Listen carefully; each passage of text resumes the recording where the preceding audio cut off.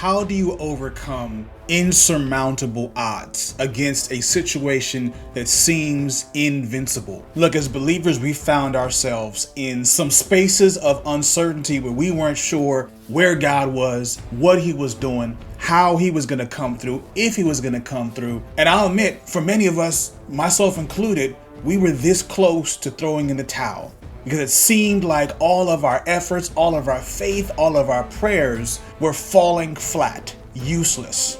If you've ever felt like that, if you feel like that right now, I want you to lock in for the next few minutes and be encouraged.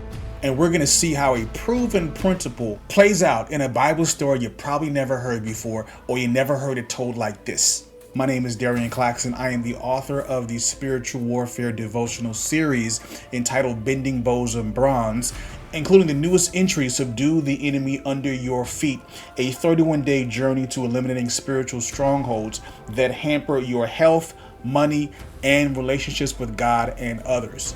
David receives the unsettling news that Absalom has captured the hearts of the people and has usurped the throne. And because he still has a ton of shame and resignation, he knows that these calamities and what happened with Absalom is a direct consequence of his sin against Bathsheba and the curse that came about as a result. Instead of dealing with the problem, instead of having a conversation with Absalom, which he had not done for several years, he decides to abdicate the throne and flee. In 2 Samuel chapter 15, the Bible says that David went up by the ascent of the Mount of Olives, and he wept as he went, and he had his head covered and went barefoot. Right? So he is in a situation that many of us can relate to. He feels like he's lost everything. He's lost the throne. He's lost the trust of his people. He's already lost his son Amnon. He's lost his daughter Tamar to disgrace. He's lost his son Absalom. And now, who knows what's going to happen to him and his family and the few people that he has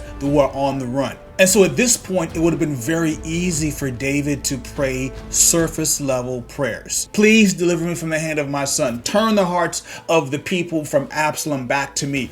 Save me from my enemies. And we see those type of prayers in the Psalms. And I'll say for the umpteenth time, if you've been following this series, there's nothing wrong with surface level prayers, especially when it's contrasted with worrying, with complaining, with seeking solutions outside of God. But if we're going to be more effective in our spiritual warfare and go from being defensive and passive and being a victim to being aggressive and being offensive and being victors that God has called us to be, we have to level up our warfare. And it is in this place of despair that David gets the straw that should have broken the camel's back, when he learns that Ahithophel, his friend, his counselor, is among the conspirators with Absalom. In our last case study, we talked about Ahithophel and his growing resentment against David because he is also Bathsheba's grandfather, and he's been holding on to this resentment for over a decade without saying anything, without communicating that to David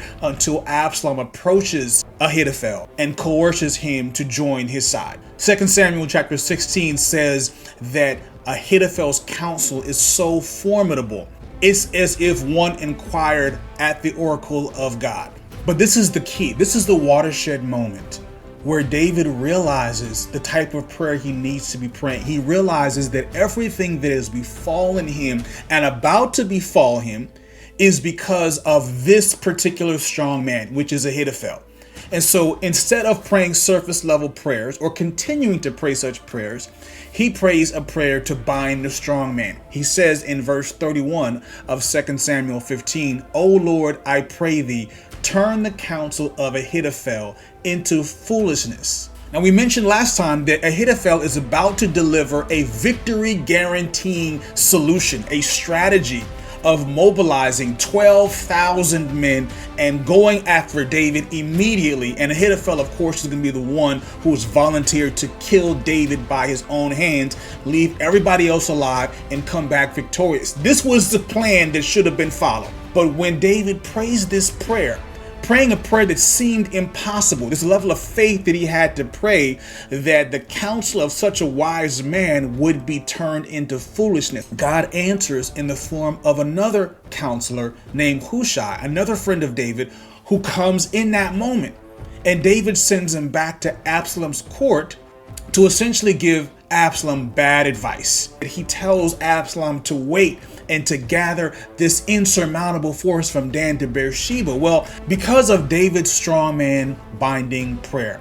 Absalom and his leaders choose to disregard the wise sage counsel of Ahithophel. So because of Hushai's advice being followed, it gives David a much needed delay to regroup and defend against Absalom's attack. Ahithophel, who is again very wise, he knows that when they follow this plan, it is going to lead to disaster. And he don't want to face the music. The Bible says he sets his house in order and he takes his own life. The plot meant to destroy David destroys its author instead. When we follow godly discernment and we pray the prayers that attack root problems and not symptoms, then we align with God's will.